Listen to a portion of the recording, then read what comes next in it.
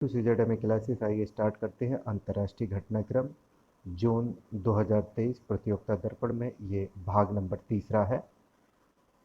तो सबसे पहला और महत्वपूर्ण क्वेश्चन है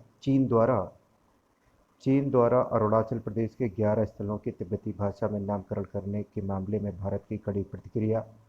तो चाइना अक्सर कहता है कि ये हमारा इलाका है, अरुणाचल प्रदेश को अपना बताता रहता है। वो तो जितने भी उसके पड़ोसी हैं उसको भी अपना ही बताता रहता है। देख लेते हैं इसको डिटेल में। अरुणाचल प्रदेश पर अपना दावा करने के लिए चीन समय समय पर असफल प्रयास करता रहा है। भारत के इस प्रदेश के कुछ हिस्सों को वह तिब्बत का दक्षिणी भाग जंगनान बताता है, कहता है कि यह जंगनान है। इसी दावे के तहत इसके 11 स्थलों के नाम बदलकर तिब्बती भाषा में इनके नामों के साथ नया मानचित्र चीन के नागरिक मंत्रालय के मामलों के मंत्रालय ने 2 अप्रैल 2023 को जारी किया है। इन 11 स्थलों में 2 भूमि क्षेत्र हैं, 2 आवासीय क्षेत्र हैं, 5 पर्वत शिखर और 2 नदियां शामिल हैं। तो इसने पूरा प्रोपोगेंडा चला रखा है, लेकिन कोई फर्क नहीं पड़ता है। भारत ने भी तीखी प्रतिक्रिया देते हुए कह दिया है कि नाम बदलने से कुछ नहीं होता। अगला क्वेश्चन है, भारत व चीन के बीच कोर कमांडर स्तर की वार्ता का 18वां दौर संपन्न।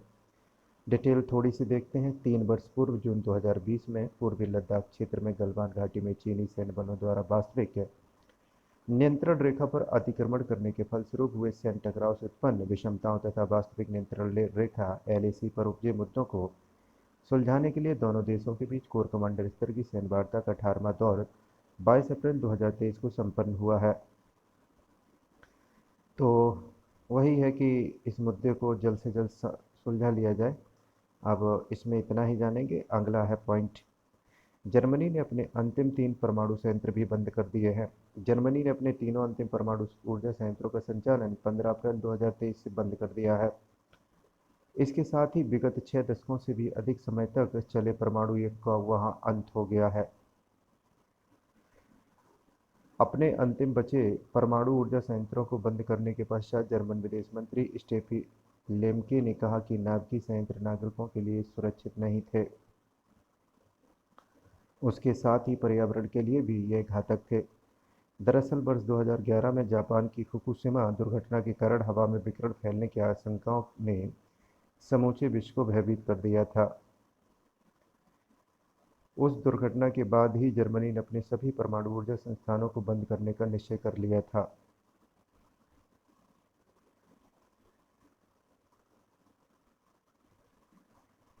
आगे और थोड़ा सा देख लेते हैं इसी में। जर्मनी ने रूस से जीवाश्म ईंधन का आयात रोक दिया था, जिसके कारण जर्मनी को अपने परमाणु संयंत्रों को बंद करने में देरी हुई।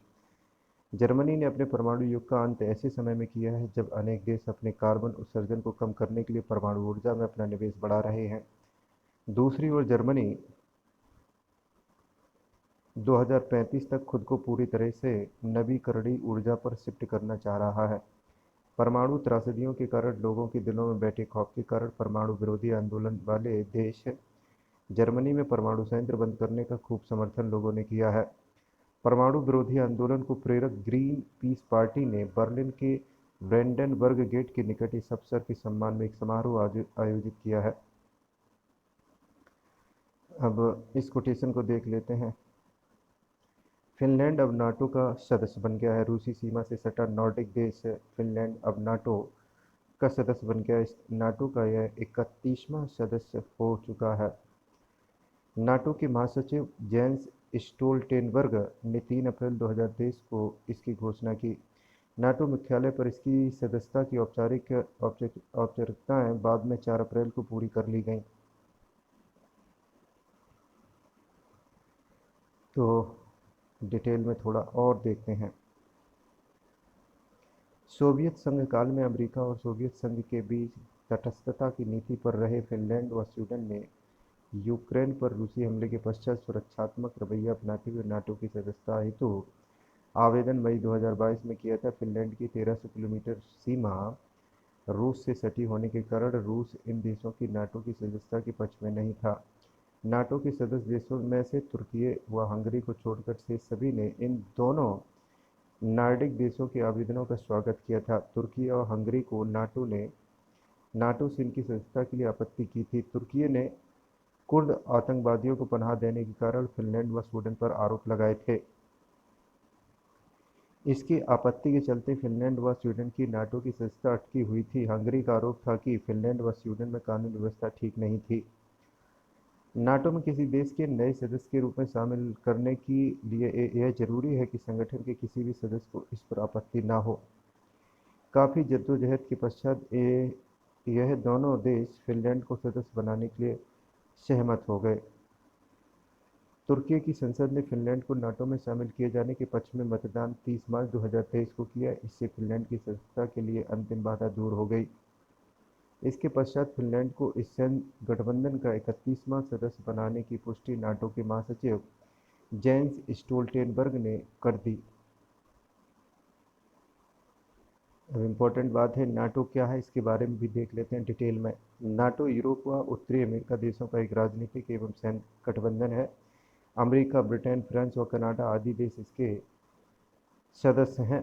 नाटो की स्थापना 4 अप्रैल 1949 को हुई थी। इसका मुख्यालय बेल्जियम में ब्रुसेल्स में है। इस संगठन की सबसे बड़ी जिम्मेदारी सदस्य देशों की स्वतंत्रता व स्वायत्तता की रक्षा करना है। इस संगठन के किसी भी देश पर यदि कोई हमला करता है तो इसकी रक्षा के लिए नाटो के सभी देश मिलकर उसका बचाव करेंगे तथा आवश्यकता पड़ने पर भी सभी मिलकर विरोधी देश पर हमला करेंगे। नाटो की स्थापना मूलतः तत्कालीन सोवियत संघ से यूरोप की सुरक्षा के लिए हुई थी। 1949 में स्थापना के समय नाटो के सदस्य देशों की संख्या 12 थी, जो धीरे धीरे बढ़ते बढ़ते अब 31 हो गई है। फिनलैंड इसका 31वां सदस्य बन चुका है। इससे पूर्व नॉर्थ मैसेडोनिया 2020 में इसका 20वां सदस्य बना था। नाटो के 31 सदस्यों बनने का तिथिवार विवरण निम्नलिखित है। ये इस पे हम नहीं जाएंगे, कौन कब शामिल हुआ है इसको छोड़ देंगे। अब आते हैं अगले पॉइंट के ऊपर। भूटान नरेश जिग्मे खेसर नामग्याल वांगचुक की भारत यात्रा। भारत की राष्ट्रपति श्रीमती द्रौपदी मुर्मू के निमंत्रण पर भूटान नरेश जिग्मे खेसर नामग्याल वांगचुक ने भारत की आधिकारिक यात्रा 3 से 5 अप्रैल 2023 को की। इस यात्रा पर उनके साथ आए उच्च स्तरीय शिष्टमंडल में भूटान के विदेशी मामलों व विदेश व्यापार मंत्री के अतिरिक्त भूटान सरकार के वरिष्ठ अधिकारियों का दल शामिल था। भूटान नरेश की यह यात्रा काफ़ी समय से प्रतीक्षित थी तथा हाल ही में भूटानी प्रधानमंत्री लोटे शेरिंग के हाल ही के एक विवादित बयान की डोकलाम सीमा विवाद में भारत व भूटान के साथ चीन भी एक महत्वपूर्ण साझेदार है के पश्चात भूटान नरेश की भारत की यात्रा अत्यधिक महत्वपूर्ण थी। यह पहला अवसर था जब भूटान की ओर से भारत की नीति से अलग हटकर कोई बयान दिया गया है। डोकलाम सीमा विवाद सुलझाने के लिए भूटान ने चीन के साथ अलग से वार्ता शुरू की है। इन परिस्थितियों में भूटान नरेश की भारत यात्रा के महत्व का आकलन इससे भी किया जा सकता है कि उनके दिल्ली आगमन पर हवाई अड्डे पर उनकी आगमनी स्वयं विदेश मंत्री डॉक्टर एस जयशंकर ने की। नई दिल्ली में 4 अप्रैल को सबसे पहले राष्ट्रीय सुरक्षा सलाहकार अजीत डोभाल के साथ सीमा संबंधी मुद्दों पर उनकी विस्तृत बातचीत हुई थी। 4 अप्रैल को प्रधानमंत्री श्री मोदी के साथ द्विपक्षीय वार्ता से पूर्व भूटान नरेश ने राजघाट पर महात्मा गांधी की समाधि पर श्रद्धांजलि अर्पित की।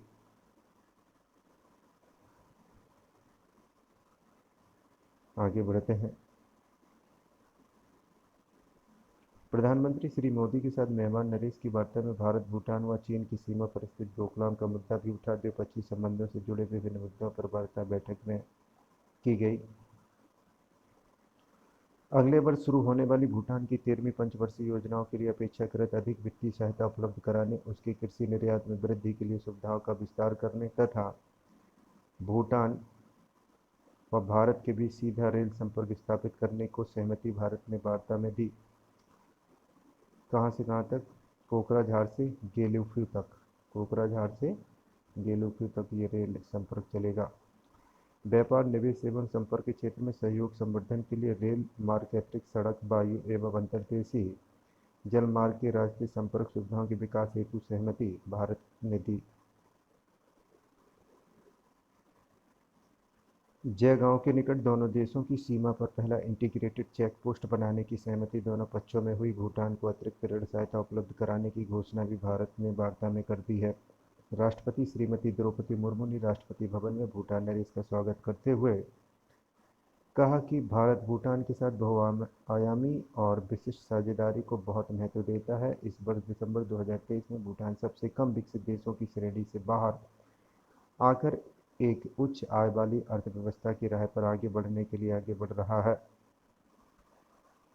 अब अगला पॉइंट देख लेते हैं। गृह युद्ध की आग में झुलसा सूडान। विगत 4 वर्षों में 2 बार सैन्य तख्तापलट झेल चुके अफ्रीकी देश सूडान अब भीषण गृह युद्ध में झुलस रहा है। अब्देल फतह अल बुरहान के नेतृत्व वाले सैन्य शासन में साझेदारी रहे अर्ध सैन्य बल रैपिड सपोर्ट फॉर आरएसपी ने देश के शासन पर नियंत्रण वाले सशस्त्र बलों के विरुद्ध विद्रोह का झंडा उठा लिया है। 15 अप्रैल 2023 से शुरू हुए इस विद्रोह में एक और सत्तारूढ़ नेता अब्देल फतह अल बुरहान के नेतृत्व वाली सूडान की सशस्त्र सेना है, तो दूसरी ओर अर्धसैन्य बल आरएसएफ है, जिसका नेतृत्व मोहम्मद हमदान दागोलो हेमेदती कर रहे हैं। अब ये सत्ता संघर्ष यहाँ पे चल रहा है। दोनों के बीच मतभेदों ने सूडान में गृह युद्ध को जन्म दे दिया है, जिसके चलते हजारों लोगों को सूडान से पलायन करना पड़ा। गृह युद्ध की शुरुआत में ही आरएसएफ ने राष्ट्रपति भवन व सैन्य मुख्यालय के साथ साथ खार्तूम अंतर्राष्ट्रीय हवाई अड्डे पर कब्जा का दावा किया था। खार्तूम सूडान की राजधानी है, जबकि सेना प्रमुख बुरहान ने इसका खंडन कर दिया है। बहरहाल दोनों पक्षों की लड़ाई ने आम लोगों को घरों से निकलना मुश्किल कर दिया। अप्रैल के अंत तक इस संघर्ष में 400 से अधिक लोगों की जान जा चुकी थी। हजारों लोग सूडान से पलायन कर चुके हैं। वहां रह रहे भारतीयों की संख्या लगभग 3000 थी। इनकी सुरक्षा तथा इनकी वहां से सुरक्षित निकासी के लिए संयुक्त राष्ट्र संघ के साथ साथ पड़ोसी देश सऊदी अरब की मदद भारत द्वारा ली गई है। इसके लिए ऑपरेशन कावेरी संचालित किया गया है, जिसके तहत बड़ी संख्या में भारतीयों को सूडानी पोर्ट से जेद्दाह या सऊदी अरब का है लाया गया, जहां से भारतीय वायुसेना के विमानों द्वारा उन्हें भारत लाया गया। इसके लिए भारतीय नौसेना का पोत आईएनएस सुमेधा सूडान पोर्ट पर तैनात किया गया, जबकि वायुसेना के 2 हरकुलिस विमानों को जेद्दाह हवाई अड्डे पर तैयार रखा गया। ऑपरेशन कावेरी के तहत 2023 के अंत तक 7 जत्थों में 2185 भारतीयों को सूडान से भारत लाया जा चुका था।